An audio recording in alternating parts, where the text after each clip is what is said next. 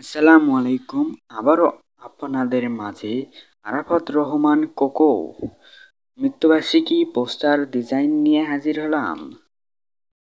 ডিজাইনটির PLP file নিতে চাইলে description বক্সে দেওয়া লিঙ্ক থেকে সংগ্রহ করুন, লিঙ্ক দেওয়া থাকবে।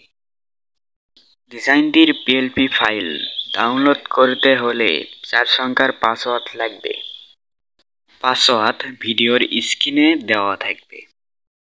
যে ডিজাইনটি তৈরি করতে পারবেন না তিনি আমাদের হোয়াটসঅ্যাপ নাম্বারে কন্ট্যাক্ট করুন, সেখানে ডিজাইনটি তৈরি করে দেওয়া হবে ইনশাআল্লাহ। এটা অবশ্যই পেইড। লিঙ্কে ক্লিক করার পর এরকম একটি ইন্টারফেস শো করবে।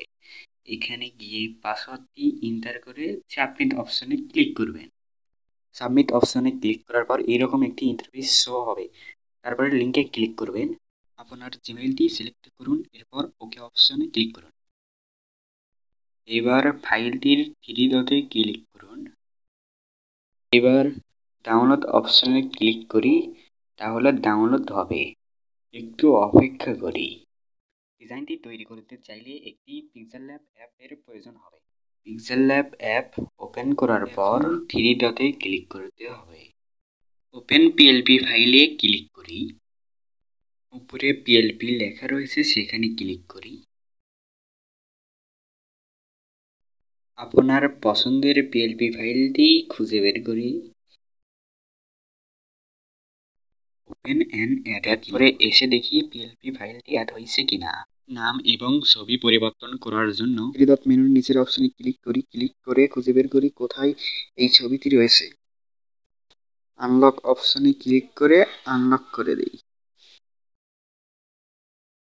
ছবিটি ডিলিট করার জন্য নিচে ডিলিট অপশনে ক্লিক করি, অথবা রিপ্লেস করার জন্য ডিলিটের বাম পাশে ক্লিক করি। ছবি যোগ করার জন্য পছন্দের ছবিটি বেছে নেই। ছবিটি সিলেক্ট করার পর ছবিটি কেটে অথবা তীরচিহ্নতে ক্লিক করি। ছবিটি ছোট বড় করে সঠিকভাবে বসিয়ে নেই। থ্রি ডট মেনুর নিচের অপশনে ক্লিক করে খুঁজে বের করুন ওই নামটি কোথায় রয়েছে। তারপর আনলক অপশনে ক্লিক করে আনলক করে দিন। নাম এডিট করার জন্য পেন আইকনে ক্লিক করি। ক্লিক করার পর নামটি এডিট করে ওকে অপশনে ক্লিক করি।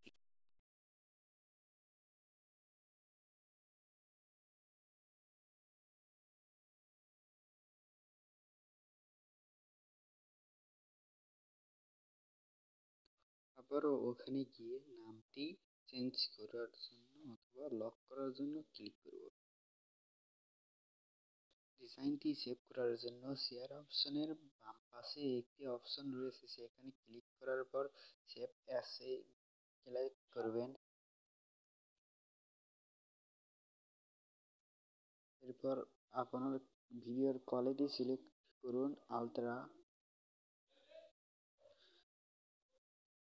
এরপর সেভ অ্যাস গ্যালারিতে ক্লিক করুন।